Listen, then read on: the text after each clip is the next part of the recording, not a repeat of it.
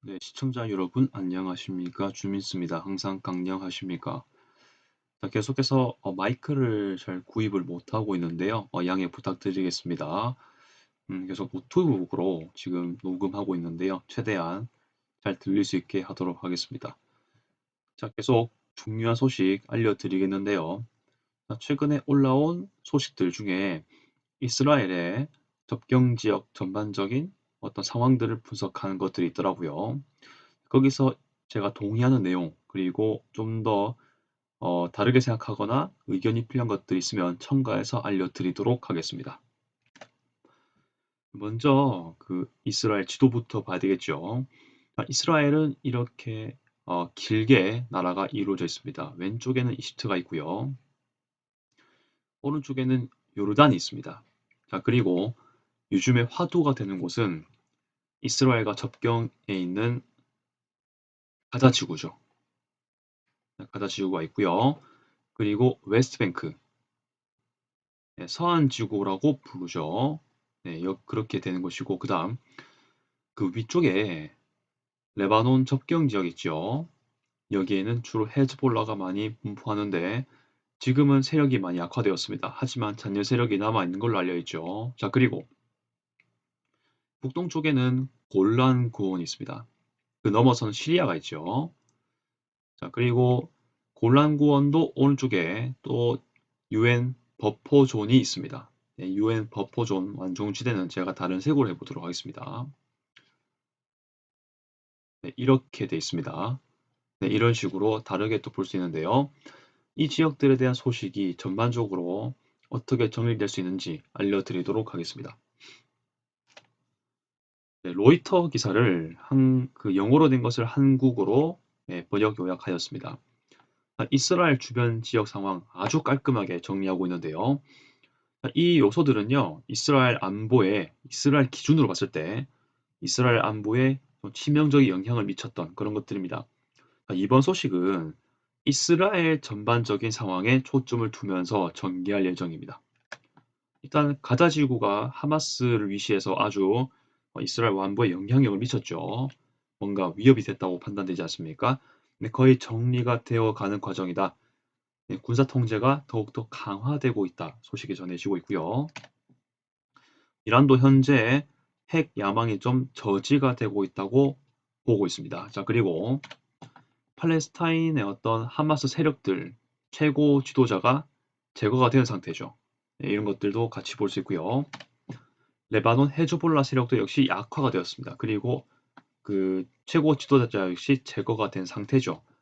네, 그러니까 지금 하나 둘씩 이스라엘 안보에 좀 위협적인 요소가 된다는 것들을 지금 뭔가 제거가 되고 있거나 그런 상태라고 볼 수 있겠습니다. 로이터에서 그것을 분석하고 있고요.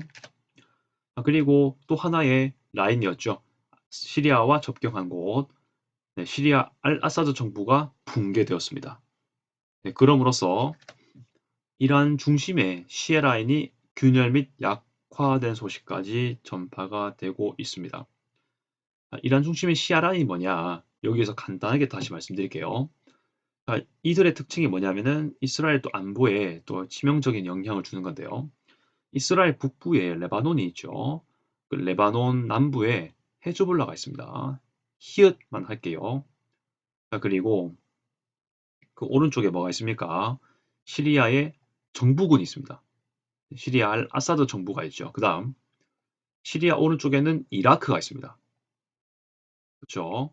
이라크도 현재 이란을 많이 도와주는 그런 지역으로 알려져 있죠. 그리고 그 오른쪽에는 우리가 알고 있는 이란이 있습니다.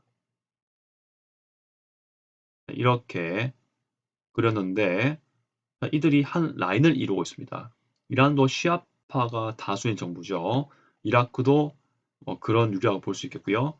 시리아는 다수 국민이 수니파인데 정권 자체는 알라위파라고 해서 시아파에 들어가는 시아파의 그 하부 그 종교, 하부 조직이라 볼 수 있겠습니다. 물론 역사적으로 많이 갈라지긴 했지만 알라위파를 거슬러 올라가면은 수니파가 아니라 시아파거든요. 네, 그렇게 볼 수 있겠습니다. 소수파긴 하지만 정권을 잡았던 알 아사드 정권, 알라위파였습니다. 그리고 레바논 전체가 아니라 레바논 남부에 있는 헤즈볼라, 시아파입니다. 네, 그래서 이들을 시아란이라 부르는 겁니다. 네, 그런 식으로 정리할 수 있겠습니다. 그 배후에 또 누가 있을까요? 러시아가 있죠. 자, 더 있습니다. 남쪽에는 예멘의 후티 반군 있죠. 아마 홍해 주변에서 뭐 상선을 포격하거나 이스라엘에 미사일을 날리는 등의 뉴스가 많이 전해지고 있죠. 제가 지금 언급한 라인들이 다 시아 라인이라고 생각하시면 되겠습니다. 아무튼 그렇게 해서 또 여러분 정리할 수 있고요. 자, 그 다음 이런 요인 때문에 이런 요인들로 인해서 시리아 지역에서 이스라엘 영향력이 커질 것이다 라고 분석을 할 수가 있습니다. 자, 이스라엘은 현재 어떤 큰 초점을 두고 있냐를 좀 보도록 하겠습니다. 자, 제목은요, 그 기사에 나오는 내용을 번역한 게 아니라요. 제가 임의로 제목은 붙였습니다. 전에 이거 있죠. 이스라엘 주변 상황 이것도 제가 붙인 제목입니다. 밑에 내용들은 실제로 기사 내용을 요약 번역한 것이고요. 이것도 마찬가지입니다. 시리아 내에 이스라엘 전략적 위협 요소 제거하고 무력화하는 게 정말 큰 목표죠. 이스라엘은 워낙 뭐 물론 좁은 땅이긴 하지만 아랍 국가들과 접경을 이루고 있기 때문에 그리고 그 아랍 국가들이 역사적으로 적대적이었던 관계가 많습니다. 이집트, 요르단 이 두 나라 같은 경우도 이스라엘이 건국되자마자 안보적으로 위협을 했죠. 물론 지금은 국교 정상화가 되었습니다. 그 외에 가자지구, 서안지구, 레바논 남부, 골란고원과 시리아 이쪽 다 이제 이스라엘이 계속 예민하게 보고 있던 지역이었는데 하나둘씩 그 안보적 위협들을 제거하는 것들이 이스라엘의 입장입니다. 시리아 내에 이스라엘 전략적 위협 요소 제거 및 무력화 매우 당연한 거죠. 이스라엘이 봤을 때는 시리아의 정부군도 그렇고 시리아 안에 있던 이란 세력, 이란의 군시설, 헤즈볼라까지 있었거든요. 셋 다 이스라엘의 위협적인 입장을 가지고 있었기 때문에 이스라엘은 어떻게든 무력화시키는 게 목표였습니다. 자, 가자 지구를 만약에 철수를 하게 되면 하마스는 어떻게든 다시 숨을 쉬고 재편성할 수도 있다고 생각하기 때문에 이스라엘은 이런 이유에서라도 일단 가자 지구에 계속 군사 주둔을 원하고 있는 상황입니다. 네, 그렇게 말씀드릴 수 있을 것 같고요. 팔레스타인 국가 건설이 좀 어려워질 것이다. 왜냐, 당분간은 가자 지구에 이스라엘 군이 주둔할 것이고 서한 지구도 마찬가지입니다. 계속해서 그 하마스에 동조하는 세력이라든지 반 이스라엘 성향을 가지고 있는 그런 세력들을 지금 수시로 이스라엘 군이 진압 작전, 군경들이 작전을 펼치고 있는 걸로 알고 있는데요. 이런 것들이 지속이 된다면은 이렇게 되는 것이 쉽지 않겠죠. 그거에 대한 것을 로이터가 분석하고 있습니다. 이것도 역시 좀 중장기적으로 봐야겠지만 당장 지금은 이렇게 평가하는 것이고 저도 이러한 것들에 대해서는 좀 동의하는 부분입니다. 그렇게 돼야 한다라는 그렇게 돼야 된다 말아야 된다를 떠나서요. 정황이 그럴 것이다 라는 말씀을 드리고요. 어쨌든 이제 그 밑에 괄호 내용이 가장 중요하다. 서한지구에서의 이스라엘 작전 역시 마찬가지입니다. 이스라엘 안보를 위협하는 것들이 가장 없어져야 될 거기 때문에 그런 것들의 그 요소들을 제거하는 작업이 이루어지는 것이죠. 네, 아무튼 이런 것들을 종합적으로 보는 상황입니다. 참고로 괄호 내용은 로이터 기사가 아니고요. 제가 좀 저의 의견을 좀 들고 왔습니다. 이란의 상황도 좀 분석하고 있는데요. 핵 개발과 시에라인을 도와주는 아주 큰 역할을 하는 국가지 않습니까? 분석하고 있거든요. 결론만 말씀드리면 쪼그라들었다 이겁니다. 예. 중동 어떤 관찰자에 의하면 뭐 이게 전문가인지 아닌지 알 수 없는데 그래도 그의 의견이 좀 괜찮은 듯해서 가져왔습니다. 핵 농축 프로그램을 계속할 것인가 혹은 핵 활동을 축소하고 협상할 것인가 이런 기로에 서 있을 거라는 것은 저도 역시 동의합니다. 일단 현재 미국 대통령 트럼프가 지금 곧 되지 않습니까? 예전에 트럼프의 1기 시대에 핵 합의 협정 이거 탈퇴했죠. 그래서 이란에 대해서 매우 강경한 상업 제재 등의 정책, 핵 압박 정책을 넣었습니다. 트럼프의 전략이 거의 비슷하다면은 이번에도 그럴 것인데 이스라엘 역시 마찬가지죠. 현재 이스라엘을 저지할 만한 영향력 있고 군사적으로 압박할 수 있는 나라는 미국밖에 없을 텐데 지금 트럼프와 네타냐후 총리는 비슷한 결로 가고 있죠. 그렇다 보니까 어떻게 보면은 이스라엘이 이란을 압박하는데 방해할 나라가 지금 사실상 찾기 어렵다라고 판단되는 것 같습니다. 그 와중에 이란을 선택할 수밖에 없죠. 어떻게든 정권 유지를 위해서라도 핵 개발을 해야 되겠고, 네, 그렇게 하자니 압박은 계속 들어오고 있지 않습니까? 그것이 당분간 오래 지속될 거라는 그런 판단 아래 이거 후자로 갈 것인가 고민을 할 만합니다. 네, 주스트 힐터만이라는 인물이 있는데요. 네, 그 인물에 의하면 이란은 이스라엘 공격에 매우 취약하다라고 분석을 하고 있습니다. 몇 번 당한 케이스가 좀 있죠. 테헤란에 있던 그 핵 정보가 이스라엘 정보기관에 의해서 네, 한번 크게 당한 적이 있지요. 네, 그것도 이미 몇 년 지난 거긴 한데 그 외에도 뭐 여러 가지 부분에서 취약하다고 분석하고 있는 것 같습니다. 그러나 이것이 이란이 전복된다, 제거된다는 것을 의미하는 것은 아니다. 이렇게 분석하고 있고요. 가산 알카티브라는 팔레스타인 분석가에 의하면 그들이 이란 사람들이 두 맥락을 봤을 때 그 말이 맞는 것 같습니다. 이란 사람 얘기하는 것 같습니다. 물러서지 않으면 트럼프와 네타냐후가 공격할 수도 있다라고 얘기하고 있고요. 현재 시리아가 뚫린 상황이죠. 물론 시리아가 다시 통합정부를 세우고 군사력을 정말 강하게 일으킬지는 모르겠지만 당분간은 좀 그러기 어렵죠. 당장 트럼프는 바로 당선돼서 지금 대통령이 될 것이고 네타냐후 총리는 어떻게든 이 좀 혼란에 빠진 시리아 그리고 뭔가 이스라엘을 억제할 만한 지위로서의 시리아가 아니기 때문에 어쨌든 시리아 영공을 지나서 이란에 도달할 가능성도 있죠. 물론 그 사이 이라크도 있긴 한데 이라크도 그렇게 막 물론 시아라 안에 있지만은 군사적으로 이스라엘의 어떤 공격을 막을 만한 요소가 될지는 의문입니다. 그래서 이런 말들이 오가는 게 아닌가 싶은 부분이고요. 물론 정치적인 부분도 역시 당연히 트럼프와 네타냐후는 이란에 반대되는 건 맞지 않습니까? 그래서 플러스 트럼프와 네타냐후의 정책을 정말 그 압도적으로 견제할 만한 나라가 있을까?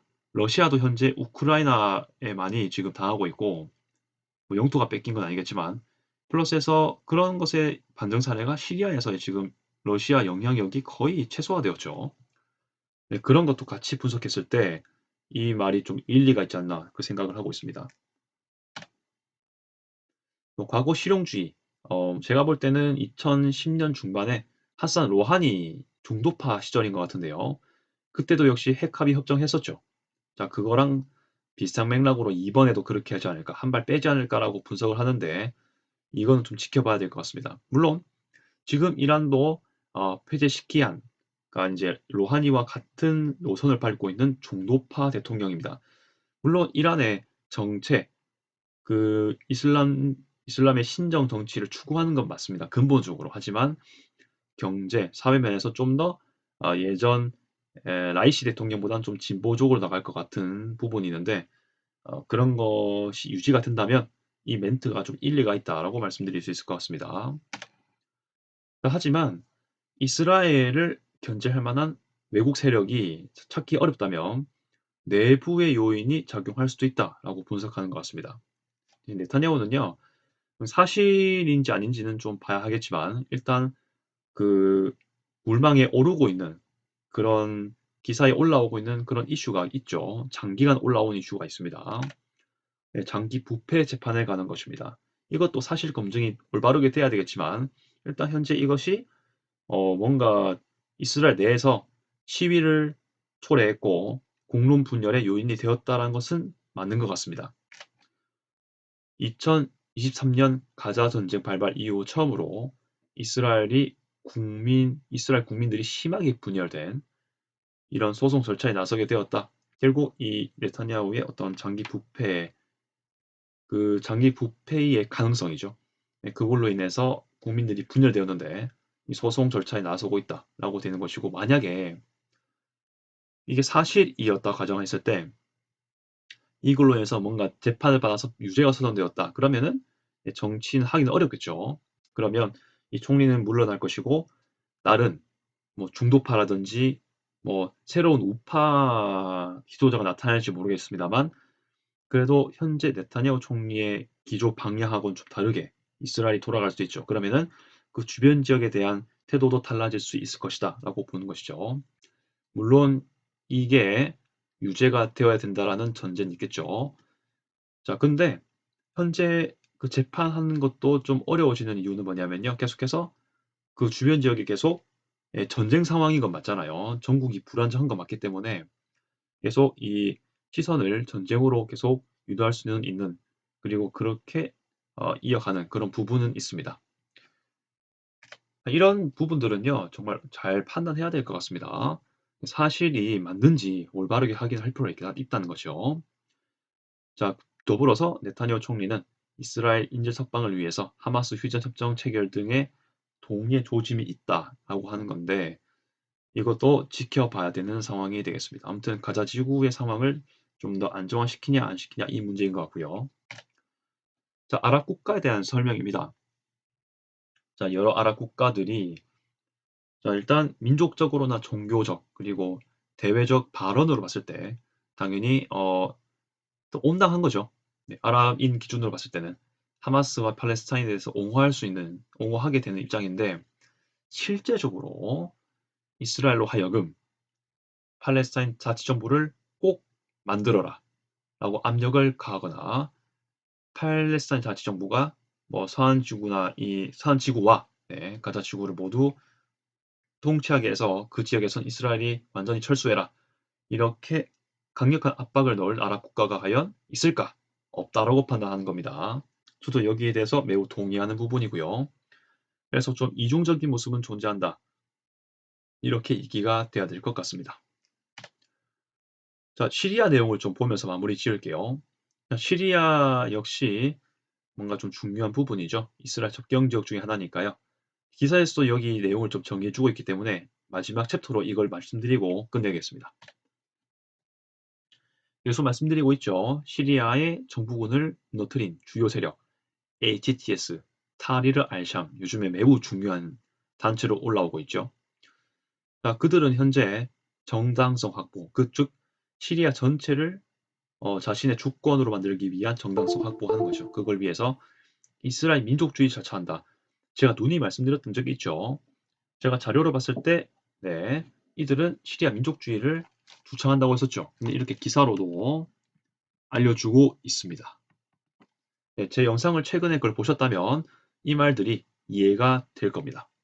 자, 이런 것을 유지하게 된다면 언젠가는 이스라엘하고도 뭔가 견제하는 입장을 가지게 될 것인데 네, 그건 좀 부수로 두고요. 일단 여기서는 뭔가 극단적인 뭔가 엄격한 이슬람주의 이데올로기로 돌아간다면 시리아 민족주의를 뭔가 추구하기보단 이슬람 이데올로기, 엄격한 이슬람 이데올로기로 가게 된다면 다시 시리아는 분열에 이를 것이다라고 분석하고 있습니다. 네, 이것도 사실 맞는 말이긴 하죠. 그 시리아 내에 있는 반군 세력들은요, 시리아 정부군에도 반대를 하지만 알카에다라든지 ISIS 등의 뭔가 극단적인 엄격한 이슬람주의를 가지고 있는 그런 단체하고도 싸웠거든요. 결국 분열을 낳을 것이다라고 보는 것입니다. 현재 시리아 내에 있는 주요 그 청크들, 그러니까 덩어리 세력들을 보면은 수니파, 시아파, 알라위파는 물론 시아파에서 나온 거긴 하지만은 역사적으로 많이 그 독립된 단체로 되면서 시아파랑 좀 완전 별개 느낌으로 가는 소수파입니다. 자, 그리고 시리아 정부군의 세력이었죠. 알라위파가요. 사실 알라위파 기준으로는 지금 최근까지 알 아사드 정권이 가장 전성기였죠. 사실 알라위파도요. 뭐 오스만 제국 시대, 중세 시대 때는 완전 이 탄압과 좀 핍박을 받았던 그런 종파이면서도 민족들일 텐데 네, 그나마 아사드 정권이 세워지면서 알라위파가 정권을 잡았게 되었죠. 그들로서는 매우 좀 전성기였지만 또다시 이렇게 소수파로 돌아가는 모습이 되겠습니다. 쿠르드족도 역시 볼 수 있고요. 북동부족이 많이 분포하죠. 이들은 현재도 튀르키예의 세력에 의해서 현재 어려움을 겪고 있습니다. 그리고 ISIS 진압을 위해서 미국에게 한때 도움을 받았다가 도움을 또 안 받게 되고요. 안정되고 나서 시리아가 잠시 ISIS로부터 안정되고 나서 미국이 잠시 또 좀 많이 안 도와주죠. 지금 다시 많이 도와주려고 하는 느낌이 있기도 합니다. 그다음 드루즈파는 제가 영상 한번 올린 적이 있죠. 많은 분들이 그 시청해 주셨는데 감사드리고요. 이들 역시 시리아에 좀 많이 분포하는 그런 종파 민족들이 되겠습니다. 그리고 기독교인들 많이 있죠. 이들이 결국 시리아의 미래를 이루게 될 그런 집단들인데 이들이 얼마나 균형적으로 연방 혹은 연합을 위해서 노력하는지가 정말 중요한 사항이 되겠습니다. 그리고 이들을 이끌어갈 가능성이 높은 HTS 이들의 노선이 매우 중요합니다. 아까 말씀드렸던 주스트 힐터만이라는 인물이 얘기합니다.